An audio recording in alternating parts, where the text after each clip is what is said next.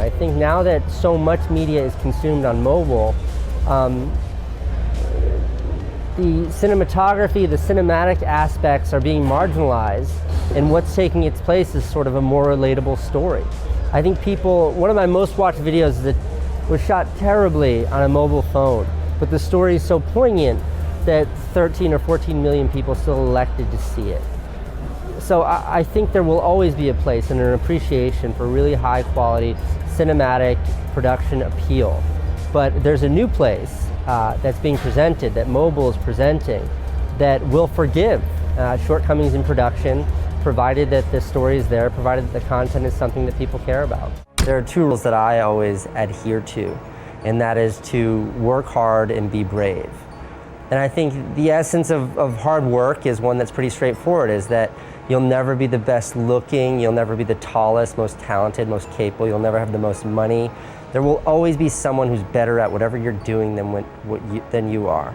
But you can always be the hardest working person in the room. And I think the hardest working person will always win. I tried 10 weeks of stand-up comedy. 10 weeks? Yeah. You did 10 weeks? Yeah, it was the worst. I've ever heard of this. It was so bad. I knew you've done a little bit, but... It was so bad. But bad as in you didn't enjoy it, or you were bad? I was bad. Okay. I was really bad. So it's always nice to hear when Peter's not good at something. Oh, this was bad. Because Peter's really good at a lot of things. I don't even want to talk about this anymore. Yeah. No, but my friend Bobby has a show, and every week he would do this show, and I just asked him, I was opening for him doing like magic stuff, but you're always hiding behind the props. I got a deck of cards in my hand. The focus is on the deck of cards. You're watching this. You're not watching me. It's not about me being funny on the spot. You're watching the cards flip around. There's a buffer. Yes. Stand-up comedy, just you. It's just you. You're so vulnerable. You're standing on stage with a mic, and it's like, all right, man, be funny. So I wanted that challenge. I wanted to see if I could do it. And there were nights where I got lots of laughs, and then there was nights where it was just silence. There's nights where I could see people getting up and leaving, and like that, I'm opening for a friend and they're leaving his show because how bad I was at this. And sometimes I would swear and people thought it was great. Then I would try that again the next night and nobody thought it was great. My punchlines would not be funny, but the thing after the punchline, everyone would laugh at. So a friend of mine named Adam Wilbur that I worked with at Illusionist, he bought me like a book called The Comedy Bible, or he bought me some stuff to read. He saw that I was really into it and was like, hey man, like I respect that you're going hard at this. Give this book a read, like maybe it'll help you. But you think he saw your skills and was like, you need some help? Or like he just respected, nice? Like he's just a good friend. Yeah. And he respected that there was something I was enjoying that I could, just try my hand at. And I read this book and realized how much work goes into writing jokes and how much structure goes in, and how people go through like years of one joke to get it to the point where you're at home laughing with tears in your eyes. That was 3 years of work, or 3 years of learning the delivery so that it hits with everybody. And I just realized this isn't something I can be good at in 10 weeks. No. This is going to be like, I need to dedicate time to this. And I wasn't willing to do that. So that's the only way to truly find out if it's funny or not, is in front of people. And truly get better. Yeah, for sure. And know why those people are leaving. And it's the same with videos, it's the same with everything that we do. You got to put out the vlogs that suck so that you know what people don't like about them. You got to put out the tutorials that people didn't understand. Why didn't they understand them? And then you can take those things and it makes you better. So that was kind of the catalyst and the reason why I wanted to be a better performer. And I knew that like being up on stage with a mic trying to be funny would teach me a lot about my performance. Would you do it again? No. No. Casey, what career choice do you want Francine to pursue? Yeah, I say this to Owen, I say this to anybody I love or care about. I don't care. It's whatever makes you happy. If that means waiting tables, if that means working with your hands, as long as your work is fulfilling, you're doing the right thing. If we're to jump into YouTube and just social media further, I've been having this discussion with everybody around me recently. You know that I've always been really hard on my own work. I almost never like anything I make. Mm-hmm. That's in part what keeps me driving to make better stuff. Mm-hmm. I don't think I suck, but I'm just like never quite where I want to be, which I'm fine with. Not fully satisfied. Yes, but I feel like recently just everything around me and this isn't like to knock anybody specifically, it's just content has just become like fast food content. Like you go to a destination just to get the one shot that you want. You post it online, you're done with it, you move on. You make a video, you move on. You make a video because you have to make a video. You have to make a video, rules you created. Right. And then it's gone, it's posted, it's done. You're on to the next thing. It's just fast food. There's no love behind it. There's no time behind it anymore. There's no time to make videos. Yeah. I'm posting 3 videos a week, so I have 1 day max to give anything. Right. Which hurts me, hurts my soul, my creation soul as a creator. It hurts because I want to spend more time, but the algorithm or the speed of content creation, whatever, how the world works, I can't find the words exactly, but how this world works is it'll hurt me if I put more time into making videos. If I go to 1 video a week, 1 video every 2 weeks, they would be awesome videos. Yeah. But then it would hurt my business. So like you have to figure out where that line is, and like, are you willing to? Yeah. And Do you do it's two? hard. Do you do 2 videos? Do you do 3 videos a week? It's really When people want to collab. Ramsey was just here, Chris Ramsey, the other day, great guy. and he was saying like, instead of asking YouTubers like, hey, do you want to collab? Because it's very like self-serving, like, hey, can you come on my channel and help me? Instead, ask the question like, what can I do for you? Like, how can I help you? How can I benefit you? Instead of just coming at a creator, hoping that they're going to shout you out. It's funny because it makes so much sense. It makes so much sense. And I think a lot of the times collaborations work when they're not asked for. Yeah. All the people that I collaborated with that I'm friends with now, I never came out straight, just like emailing or finding them in person saying like, hey, can we collaborate? Let's collaborate. Let's make a video. They happen organically. You meet people. What are the top 3 tips that you would give somebody who is starting YouTube like today? I think, it's a funny question because I think everybody would give a different answer. But at the same time, I think there's certain things that apply no matter what. And when people think of YouTube, the first thing they think of is often growing an audience. And one of the things that, I feel like I've made this mistake. And if you're making videos to cater towards a certain audience, I think that's sort of the wrong mindset. I think you have to make videos that you enjoy making. Obviously, quality is important, and how consistent you are is important. If you really if you're going to be serious about YouTube and want to develop some sort of personal brand or a following of any kind. But I think that the number one thing is make videos you enjoy making that you can make consistently and that show your personality and that are true to yourself. Because if you're forcing something just to appeal to a certain type of audience, it'll show and it won't come off as authentic. Yeah. I think that's the main thing. And I know I've uploaded a few videos that it's not a matter of being proud of, but I think I just didn't really embody what I wanted to be uploading. But I feel like now I'm kind of getting more into the stuff I want to be doing. Good. That's awesome, man. Thank you. Yeah, so one of my first bigger brand deals was with a company called Ubisoft. They make Assassin's Creed, Watch Dog, and Far Cry. So I kind of talked to them about doing a video for them, and they're kind of hesitant. Well, we just do video gameplay videos. So I was like, okay, that's cool. I'm still a fan of the game. I'm gonna go ahead and make my own fan film. So I went ahead and made my own fan film. Essentially, it was just a guy in a costume, Assassin's Creed costume, jumping around doing parkour throughout the city that I live, Salt Lake City. And I uploaded that to YouTube, and then that ended up getting, I want to say, 8 million views in the first 7 days. And it brought so much traction to their Facebook page and to their website that they were like, we could physically see the difference that your video made. We would love to hire you to do the next Assassin's Creed promo video, So essentially going out and proving myself. Then they ended up hiring me for I want to say roughly 8 or 9 other big projects throughout the whole Ubisoft franchise. But it just started with me being a fan of the game and then me going out to do my own fan film on my own dime. And I was doing it for really cheap. Don't think you have to go and spending thousands and thousands of dollars. I probably spent $300 on it total. And then I want to say roughly now it has around 90 million views on YouTube. It ended up getting 200 million views on Facebook. And it created so many massive opportunities for me just going out and funding something dirt cheap. And I shot that video on a Canon 5D Mark II. So it wasn't high-end cinema cameras, you know, but it was just using the resources I had and making something good, and opportunities came from it. When I was a little kid, my mom said to me, spend your money on things, not trips, because things last forever and experiences don't. And Mom, I could not disagree with you more. When I look back at the adventures I've taken in the past, I realize that they shaped me as a human being. It was adventures like that, spending time with friends like Clint, that made me who I am. And I look back at this like, I don't know what things I had in my life then, they're gone now. But that adventure, that experience will be with me forever. It's the things in life that are temporary. The experiences are forever. You had it backwards. The reality is every video, even now, 10 years later of doing YouTube, I am terrified. Even more so now, because I feel more people are kind of anticipating or watching to see what are we going to do next. So every time I upload something right before, I have the most doubt in the world. And I'm so terrified, I'm scared. And a lot of times those are some of my biggest hitters. And then sometimes they fail, but it's also knowing like I'm going to have to face rejection sometimes. No matter how good you are, the best filmmakers, even in Hollywood, they face the same thing.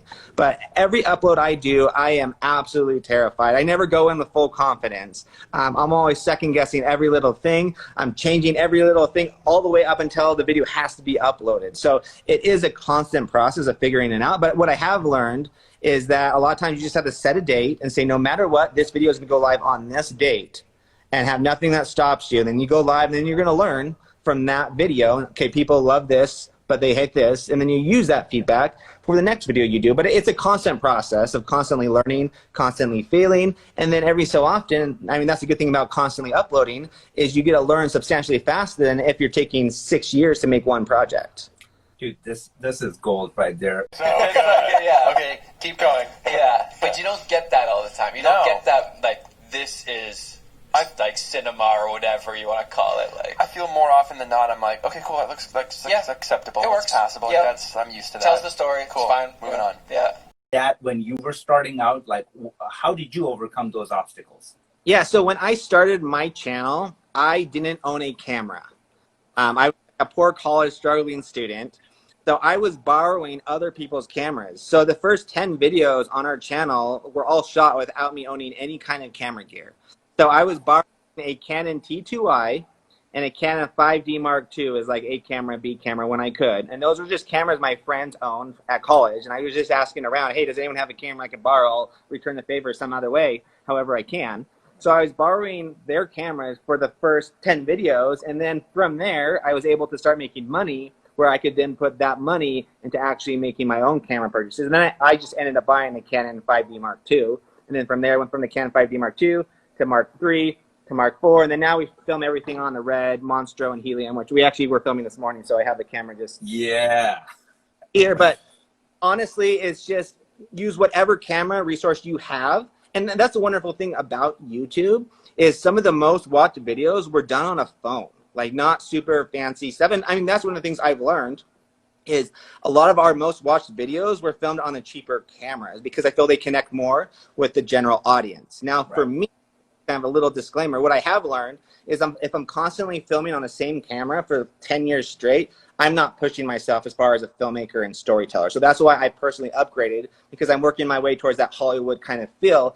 And for me to push myself, I do need to be advancing with the cameras. But as you guys are starting out, whatever camera you can use, definitely do that, because it's all about ideas at the end of the day. It's not about what camera you're using. It's about connecting with people and using ideas that are unique and original that kind of springboard your careers, as far as that's what's happened for me. That is just so important. You said like one of your favorite things about YouTube so far is like the creator community. Yeah.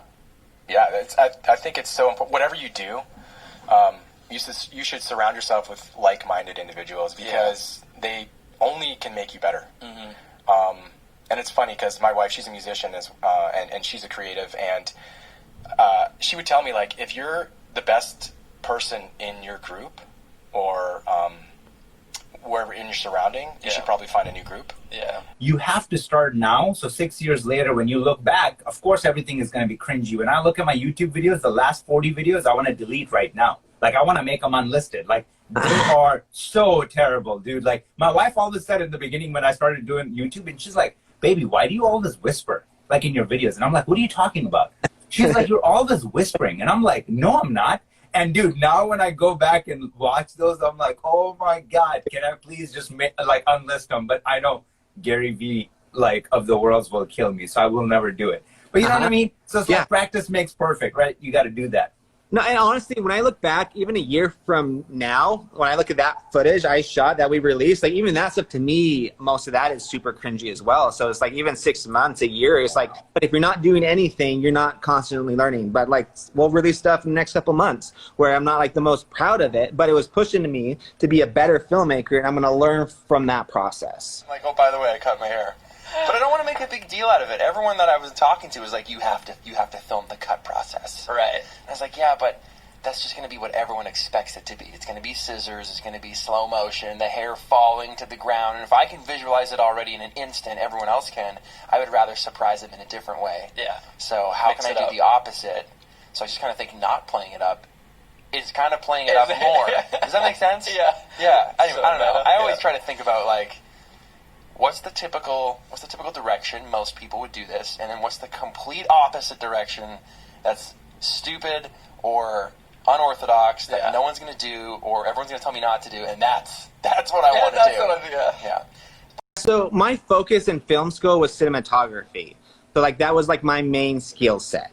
But after that, like anyone that needs or wants to survive on social media, you have to be able to do everything. Like you said, like you have to hold every hat. I know that's not a traditional Hollywood scene, but if you're going to survive on social media, you have to be an editor. You have to be a director, a cinematographer, concepts. So for me, I'd say the first couple years, I was kind of doing things solo. Now, absolutely, I was still having help and support, and I'd post on Facebook, hey, I'd love another camera guy, anyone interested? And I didn't have a budget at that time. So luckily and gracefully, I had a lot of people that were willing to donate their time to help, but people would be jumping on cameras and helping capture different angles, especially when it was a bigger stunt.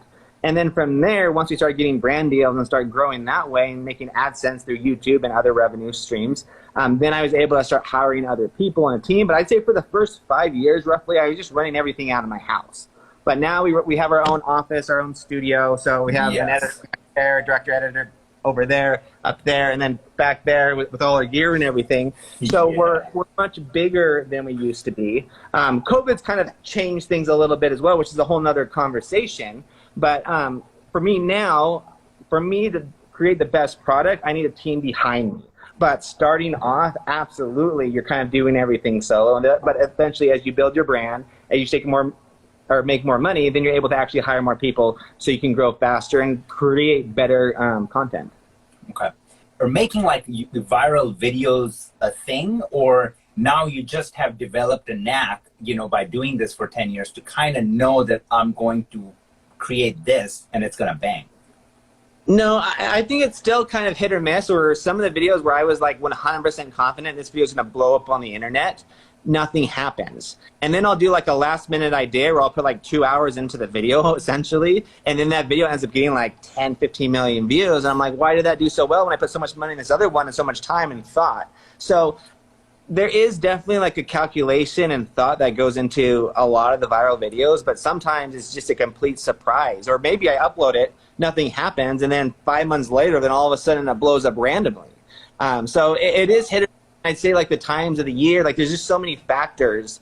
And if YouTube is favoring us in the algorithm for certain reasons, there's just so much even out of our own control. But it's like if I'm not creating and putting it out there, there's not even a chance that something might pop up or go viral. But a good example is like we did a big Fortnite video, and we felt very confident this is gonna go super viral, super big. We put a lot of money into it, ton of actors, did it professionally. We uploaded it, it went live, and then it hardly got any views for like the first 3 or so weeks, and we were like destroyed. But then all of a sudden, like after those 3 weeks, it got somehow in the algorithm, and then all of a sudden it skyrocketed, and it got like almost 1 million views the next day. So it's like, just because you upload something and it's not super well received right at the start, there's always a chance that it can pop up later down the road. So it just kind of, I wish I understood a little bit better, but that's just the way it is. Dude, that is a crazy win, and that video is epic. There's so much resistance going in when somebody's starting a YouTube channel, maybe a pressure from the family and everything, like, why are you wasting time here? Why don't you spend that time and like, toward your goal, blah, blah, blah. So let's keep all those things in mind, and then I want to hear your answer on that. Yeah, so I'd say part of it, and there's no easy answer to this, but I do feel regardless of whatever you're doing, if you're starting a new social media channel or your first social media channel, is it has to be something you genuinely love. Let's just say it takes off for whatever reason. It doesn't take off necessarily at the start, but 3 months later, is people are going to expect you to continue to do that type of content. And if you just did it because it was a trending topic, but you actually hate everything that that stands for, then it's going to be hard to constantly keep on doing that over and over again. So for me, I mean, it's been a good thing and a bad thing where I try and create only things I'm really excited and passionate about. And if I see a trend, I still try and go that way, but I try and discover more about that, do my research so I'm genuinely a fan of what I'm trying to create, because that's really what connects with people. I think another thing is, like you said, like making it practical, realistic. Like, is it something that you can devote of your life for that matter too? So that's always stuff you have to ask yourself. But I mean, we do go off of, okay, this looks like a trending thing. But with that being said, I'd say about 50% of the time now, I put my time on things that I'm just passionate about, even though I know it's not going to do super well on the internet. But they're more of like personal projects where it's something I really care about. Like, we've done a lot of mini documentaries over the last year, and I know they're not going to blow up on the internet, but I know they're going to make me better filmmakers, better storytellers as far as the documentary style. So it's trying to find a mixture of both. But for example, if I can have something go viral of something I don't necessarily super passionate about, it's going to bring an audience to the things that I really cared about. Yep, dude, it's so freaking good. And I feel like getting yourself in a position where you have the luxury to kind of take these risks is just the best part about this life, right? Like, instead of like the traditional 9-to-5 route, because here, we can do that. So we're talking about photography and tutorials, and I'm like, in this specific video, let's just say, I'm teaching about aperture. Yeah. So thanks for the comments about the hair. Totally unrelated. Second, you chose to come here and watch this video on your time about something unrelated, and the only takeaway you have is to tell me to cut my hair. I've never had the drive or like the urge to comment something like that on anyone's video at any time about anything. I don't know if have we talked about this on the podcast, but yeah, I find that to be the weirdest thing ever. Like, yeah, we as humans have stupid thoughts sometimes. Like that guy looks funny. I have a lot of stupid thoughts. Yeah. But I would never ever, if I stumbled upon like a video and I was like, this guy looks kind of like funny or something like that, I would never ever take the time and be like, hey, you look funny. Yeah. Like, I don't understand that. Yeah, I don't get it. I'm sure you get a lot about your accent. Your accent sounds ridiculous. See, I can't understand this guy. Where's this guy from? I just talked about this yesterday. I don't hear my own accent. I don't hear it anymore. Okay, good. But when I first started watching your videos, Great. and like we were like, you know, we had never like met. Oh, this guy doesn't sound like me. So he's from somewhere. From somewhere. He's a foreigner. That's not from here. And yeah, Finland, right? So yeah. But now it's totally, I don't even hear it. People are like, oh, Maddie, where is he from? I'm like, what? Oh, you're probably just meeting him for the first time and he sounds different to you. But I'm sure you probably get a lot of that. And it's just, I don't get it. I would never watch a video of someone just talking about, hey, I'm looking up how to mount a sign, how to get something level on the wall. And the guy's like, all right, you're going to want to get a room. Pause. You sound like an idiot. Comment. Yeah. Keep watching. I just would never do that. So we started a new channel the last 5 months. It's called Visual Escape, and all it is like relaxing videos. And same thing for us is we didn't really tell a whole lot of people about it, but it's been a long process as far as building a brand new channel from scratch. And we upload daily on that channel even now. And it's been like a little discouraging the first 3 months. It was just straight. But over the last 2 weeks, all of a sudden it was going like this, and now all of a sudden it's skyrocketing. But seeing that, but it's time. Like, anything really worth having takes time. And that a lot of times for YouTube or Instagram, that can take 6 months of grinding nonstop. So that's why you have to be excited about it. You have to be passionate about it. Otherwise, you're going to get burned out substantially faster. Right. One of my favorite YouTubers in the earlier days, Mr. Guitar Man, guy from Brazil, and I heard him speak publicly, and what he said is he wanted to direct TV commercials, so he started YouTube. And within 2 years, he was directing a nationwide TV commercial for McDonald's. If he would have done the traditional Hollywood, working as a PA and slowly working your way up, that would not have happened in 2 years.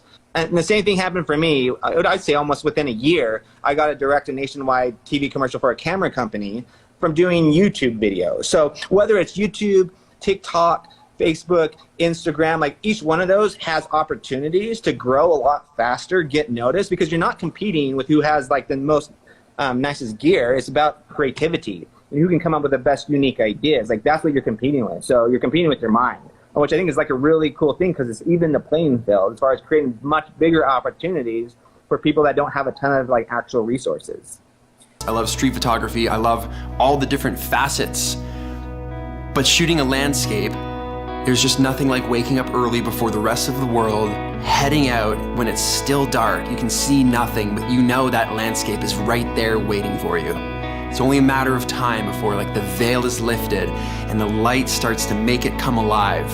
And you're the only one there with your camera and you're capturing every moment of that. That's a feeling that only photographers know well. It's incredible. So I've spoken at a couple different events, and then what's happened afterwards is I found out like a year later, people that were in that room, they went out and created their own YouTube channels, and then they were making a living doing it. And for me, like when I hear those stories, the difference between them and everyone else in the audience is they're just willing to work extremely hard. It's not always like the most unique, crazy idea. It's like, okay, I hear it, I learn it, I'm gonna apply it, and I'm going to dedicate the next year of my life to it, or next 6 months, or whatever it is. And it's just really awesome seeing like it can be done even now when there's so many people trying to have their voices heard on the internet, on social media. It's still constantly being done, and it's always being done by people that are just extremely passionate and extremely hardworking, and they're willing to figure things out, and they're willing to fail. That's the other big thing, because even me, I'm failing constantly. Like 2 weeks ago, 3 weeks ago, I'm failing every week.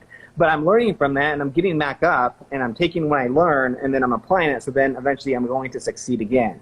So it's just awesome seeing that firsthand from people. Like, we're giving you guys the resources, the tools, now apply that. Like, look at the people you look up to, apply what they're doing, and you're going to see success.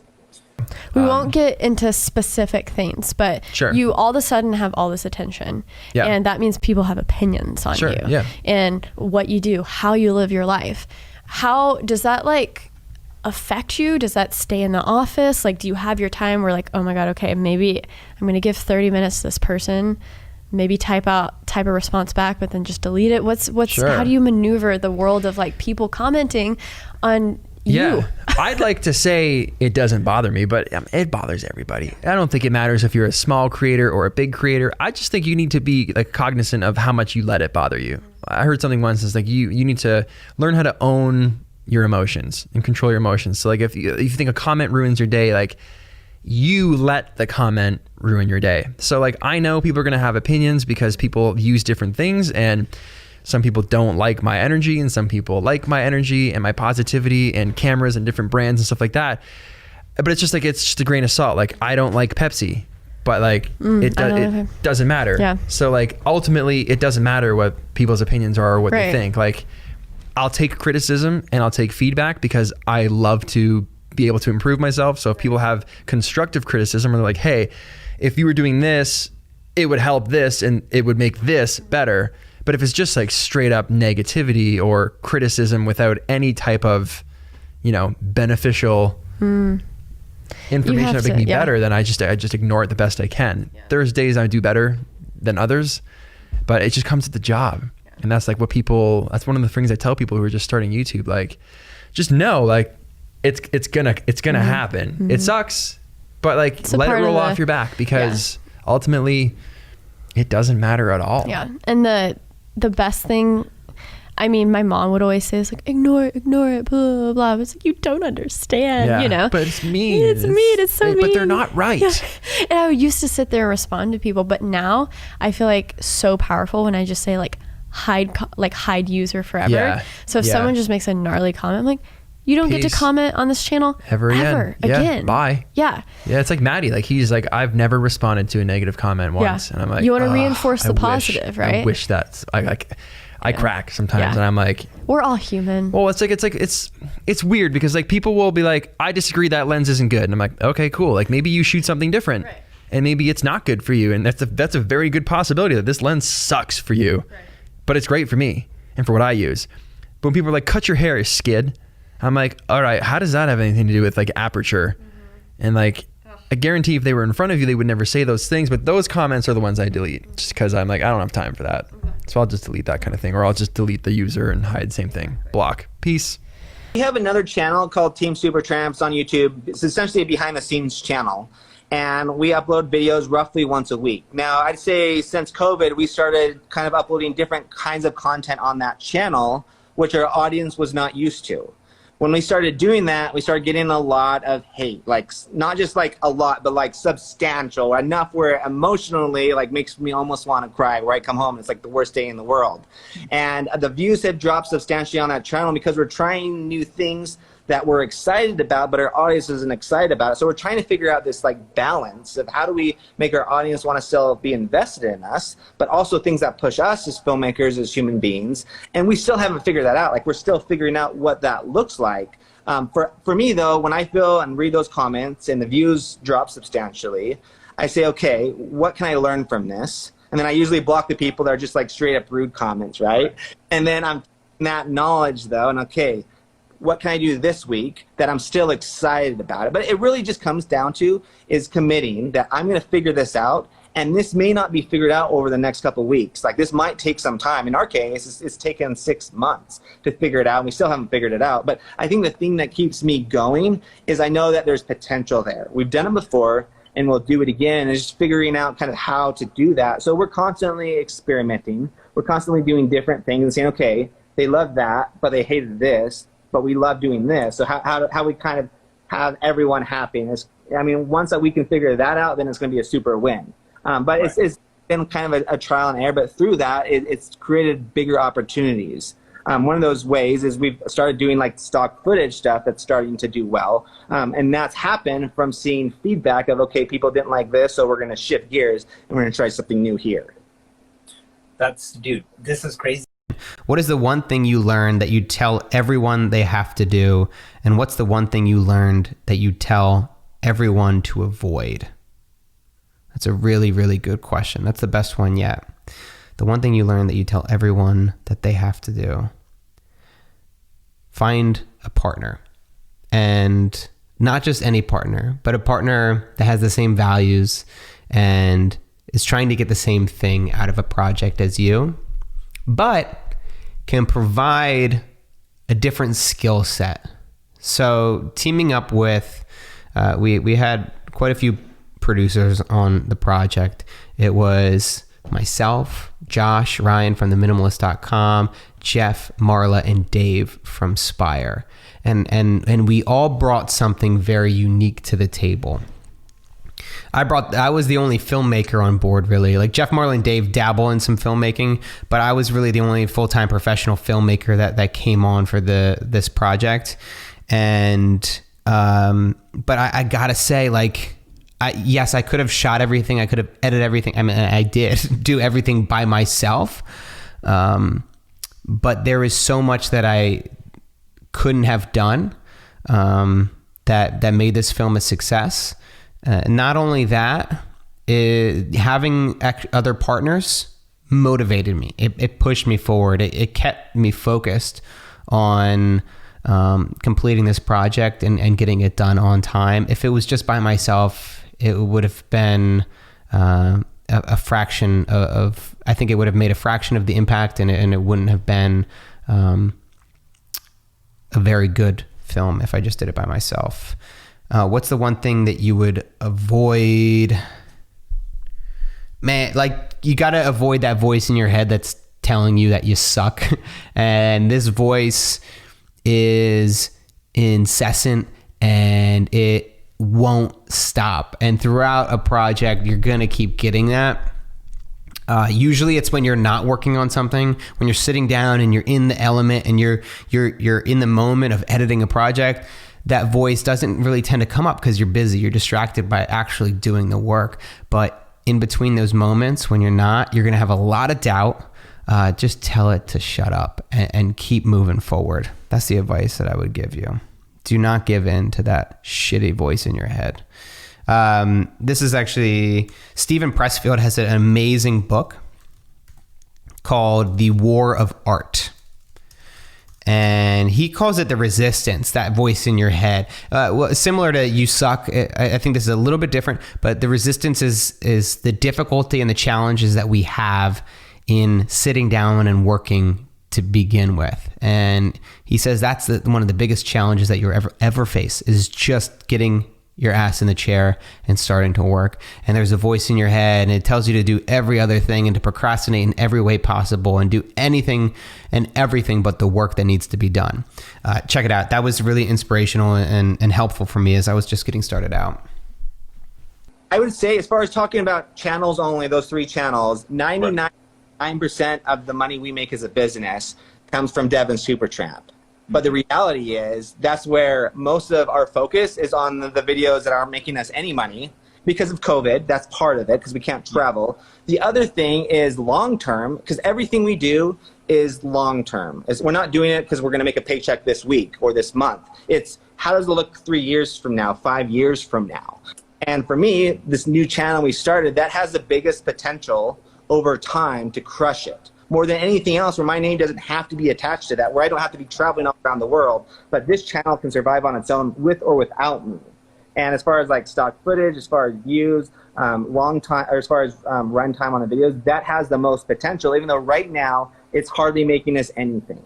We're putting a lot more money into that than what we're making, but long term, we'll make a lot more. So it's all about the bigger picture, the bigger goal. And I feel with anything I do, most of the time, it's with that mindset. One of my favorite quotes is, the difference between a rich man and a poor man is the poor man plans for the weekends and a rich man plans 4 years in advance. So I've tried to apply it, but I think it's true. Like, while I was going to film school, like my friends were partying on the weekends, and on the weekends I was like learning everything I could about filmmaking, and it's carried over. Everything's long term though. That's where you'll start seeing that success. But you won't see it right at the start, but over time, 100%. Dude, that's the most beautiful thing. So this is a minute-long question. Wow. So we might have to take an intermission. Yeah. Hey, Sarah. So if I could ask Peter McKinnon one thing, I would ask what it's like to balance being a creative entrepreneur who runs your own business, does YouTube almost daily, and balance that with being a husband and a father.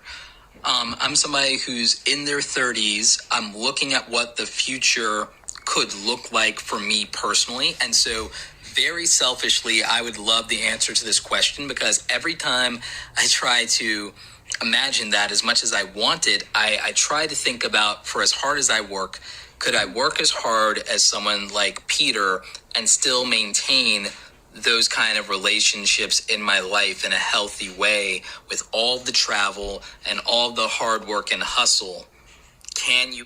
Yeah. So how do you balance it? Good question. I get asked that a lot. It's not easy. It's difficult. Like, I'd be lying if I was like, whatever, like it's all good. It's all works out, and just make videos and family life's great all the time. Like it's amazing. Right.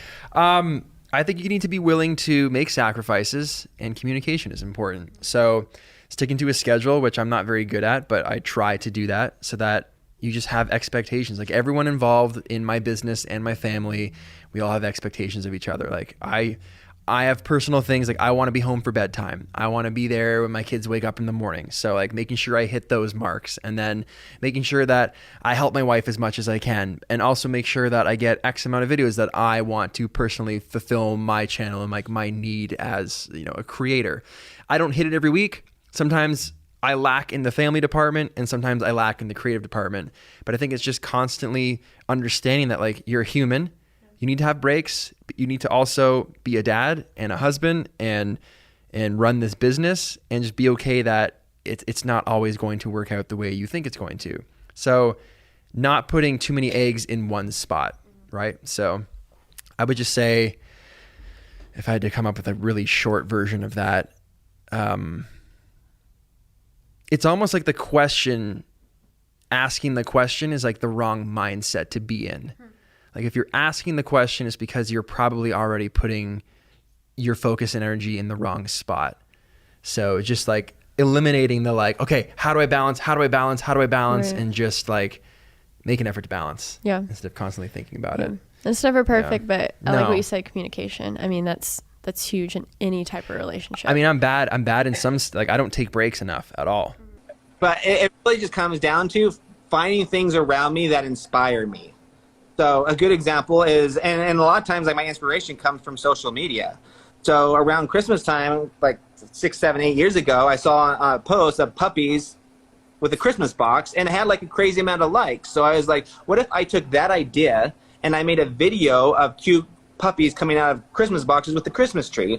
And I uploaded that and it ended up blowing up on YouTube, Hallmark, and all the like Good Morning America, like every one of these massive TV stations, they all feature video that we filmed for $0 because I just filmed it at someone's house. I posted on Facebook saying I'm looking for puppies, so a friend responded. And it just came from inspiration from what someone else had done, but then I took that idea from a photo and made it my own and made it more unique within my own style of filming and how I capture things. But I mean, that process of where my inspiration comes from, it's just using social media. A lot of times you're going online and seeing trends or things. Okay, this video game is coming out this month. Why don't I do a Mario parkour video based on this game that's coming out? And then that video usually does perform really well. So it's just looking at the internet for inspiration, taking those ideas and saying, okay, this is a good idea. How can I make it my own? And how can I make it unique? So it's been a fun process. The only thing, I guess, the biggest change now is now most of the time we have much bigger budgets because we have like sponsors or brands behind us saying, okay, we can give you X amount of dollars. So like, okay, what's something I've always wanted to do? Because I mean, that's what happened for us is the Super Bowl came to us and said, hey, we'd love for you to do a Super Bowl commercial. What do you want to do? What's your dream project? You just have to have football involved. So I'm like, what if we did a football play out the back of a military airplane? No one ever done it before. So they're like, okay, let's do it. So I got Joe Montana, who's kind of like the legend of football back in the day. So I got him, Papa John's, Pepsi was sponsoring it. And it premiered right at the Super Bowl 50th anniversary. And for me, that was like a huge thing coming from a film school dropout, just doing YouTube videos. And now I get a direct, like a nationwide television commercial that's playing at the Super Bowl. And it's just like looking for inspiration, taking those ideas and making it my own. So much respect, dude. I just think like it's nice having someone to put you in check. Yeah. So it's like, dude, you've been going like way too hard. Like you're going to burn out. Like take a break. So it's, you know, you need reminders. Like we're all human beings and like you might just be grinding way too hard and then you forget to take a break and then your family life suffers. Or I don't think you can ever have too much family time because ultimately I would rather my channel completely crumble and die than jeopardize any type of relationship I have with my family, my kids, and my wife. But that being said, that they still need to understand that dad has to work, and this job, particularly with the travel and different things that come with it, those things need to be done as well. But my wife's super awesome with it, and like our thing together is like work as long as you want, whatever. But when you come home, just be home. Right. Don't be on your phone. Because it's so hard to just like not like check that studio app and like how many likes did this get. I'm still reading comments. So like being able to just right. So just being able to turn that off to respect their time is where like that balance comes in. And then the travel, I think people see it more so as like vacations. They're like, you travel so much. I'm like, no, you guys don't realize like I flew to Finland for a day. Yeah. Gave a talk and flew back. Yeah. Like we go to New York for 48 hours and back. So it's not like we're gone for ample amount of time. Like if I come to the studio here and work a full day and then work another full day tomorrow and like maybe I miss bedtime twice, I may as well be in New York traveling because it's like the same thing. So yeah, I think it's just working on that balance and knowing when it's time to stop. 100%. Other than patience and hard work, Alex asks, what has been been the biggest factor in becoming successful on YouTube? I think you can't just wake up and decide, they seem to have it figured out. I'm going to do that. Right. I'm going to be a YouTuber. I'm going to start today. You can, but I think with any like person that's like, wow, they're really meant for that. Like Casey's just a good vlogger. Like he's just found that niche. Like it just happened. I don't think necessarily he was like, I'm gonna be a YouTuber today, and it started. Like it happened. Like you were making videos for your church, and Maddie's making videos for his church, and I was making videos for a magic company, and like I was convinced to put something on YouTube, and it just like manifested into something natural. So I think it just kind of happens. Last question. Yep.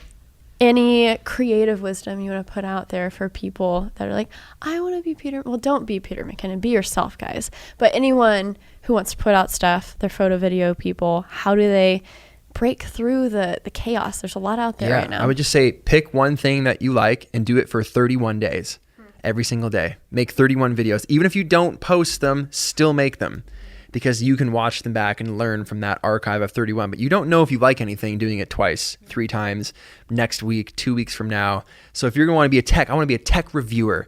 Review like 15 products, whatever, but make like 30 videos or take 30 photos of something, go out every single day.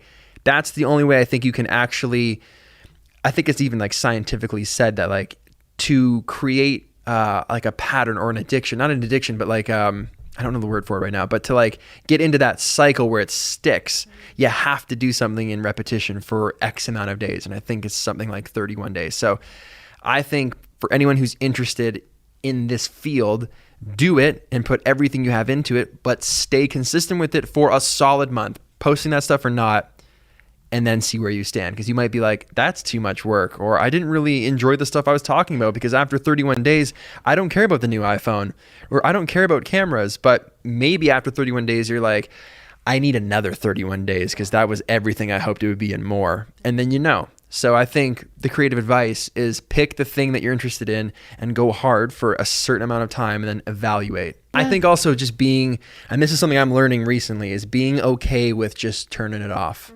Being okay and not afraid to just be like, okay, I don't have to go hard for 31 days after you've been doing it and you're a little bit established. It's like, it's just as creative for you to not be creative. That's how I am now. Yeah. I'm like, right now I'm trying to post 5 videos in a week. But that's exciting to me because I haven't done that like in a while. 3 for me is like, I'm trying to go down even. Like I might just go to 2. Yeah. The dream, 1 dope video a week. But that way I could like actually plan and put like, and tweak. And like, I don't know what it is to tweak. Imagine being able to send a video to Jeannie and being like, let's do revisions on Thursday. Right. Oh and see, I don't dream. even. Photography means something to me. What does it mean to you?